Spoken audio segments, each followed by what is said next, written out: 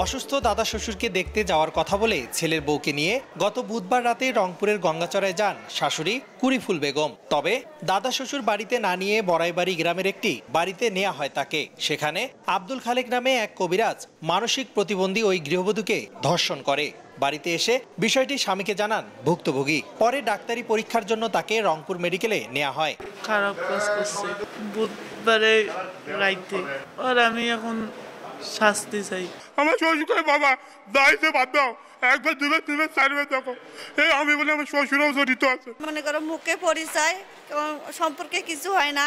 এখন ওদের বাড়ি গেছি, এখন মনে করো আজখান আসলাম, উনি যে এই কাজ করবে ভাই আমি তা বলতে ভাবতে পারিনি ভাই। এই ঘটনায় আব্দুল খালেক ও কুরিফুল বেগমের বিরুদ্ধে গঙ্গাচড়া থানায় লিখিত অভিযোগ করেছেন নির্যাতিতার স্বামী।